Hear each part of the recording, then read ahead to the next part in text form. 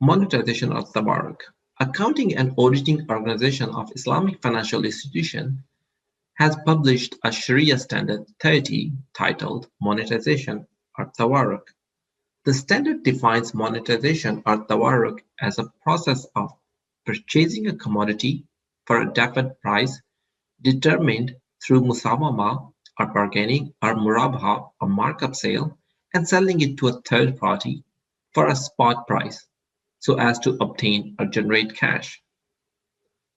This is different than INA, which we will discuss in detail in a separate video soon. Just briefly, INA refers to the process of purchasing the commodity for a definite price and selling it for a lower spot price to the same party from whom the commodity was originally purchased.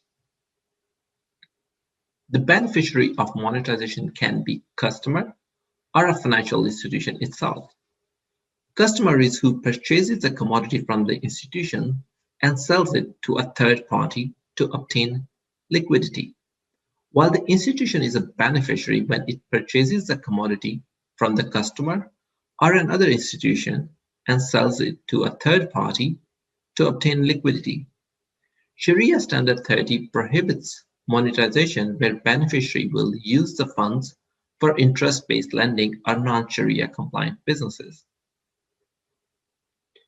Sharia Standard 30 dictates certain conditions for monetization. Standard terms these conditions as controls, as these are the controls stated in the standard.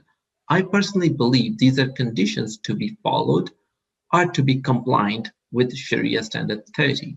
These include that the transactions and funds usage should be Sharia compliant, real commodity that the seller owns, underlying contract conditions should be fulfilled in line with Sharia, whether it's murabaha or musawama. The commodity sold shall be well identified so as to become distinct from the other assets of the seller. This may be done by separating the commodity from other assets of the seller.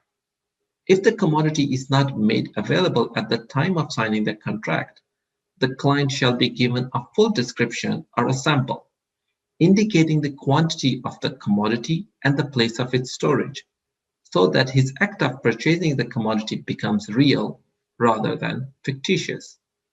In this sense, one can say that using local commodities or available in-hand commodities for monetization is preferable. The commodity shall be actually or constructively received by the buyer, and there remains no further conditions or procedures for buyer for receiving it. The commodity or the object of monetization must be sold to a party other than the one from whom it was originally purchased on deferred payment basis, so as to avoid INA, which is strictly prohibited. The contract for purchasing the commodity on deferred payment basis and the contract for selling it for a spot price shall not be linked together in such a way that the client loses his right to receive the commodity. Such linking of contracts is prohibited, whether it's made through stipulation in the original contract or documents, or acceptance as a normal traditions or normal industry practice, or incorporation in the procedure. The institution should not arrange proxy of a third party to sell on behalf of his client the commodity that the client purchased from the institution. The client shall not sell the commodity except by himself or through an agent other than the institution, and shall duly observe other stipulations. The institution shall provide the client with the information that he or his appointed agent may need for selling the commodity. There are further conditions or controls when the beneficiary is an institution, which include monetization is not a mode for investment or financing. It has been permitted when there is a need for it, for institution, subject to specific terms and conditions, of course. The institution shall not use monetization as a means of mobilizing liquidity for their operations and exert no effort for fund mobilization through other modes such as murabaha, mudarba, investment agency, sukuk, investment funds, and similar. The institution shall resort to monetization only when it faces the danger of liquidity shortage, which could interrupt the flow of its operations and cause losses for its clients. The institution shall avoid proxy in selling the monetization commodity, even if proxy is to be arranged with a third party. In other words, institutions should use their legal entity for selling the monetization commodity, though using brokers for this purposes is permissible. To understand monetization of Tawarruq, let's visualize the whole concept how monetization works.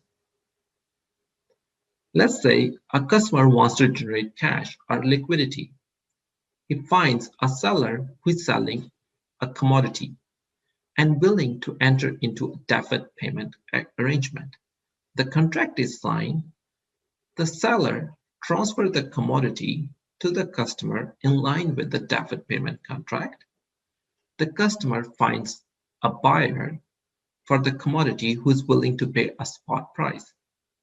The customer receives the spot price payment, higher or lower than the purchasing price, and transfers the commodity.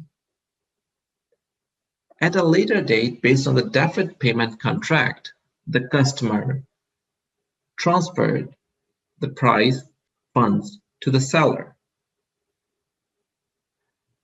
That leaves the customer with the liquidity for the time between the receipt of funds and the payment to the seller. And this is how the monetization works. Basically, it generates liquidity for short term or temporarily for the customer. Thank you very much for watching. If you have any questions, please email us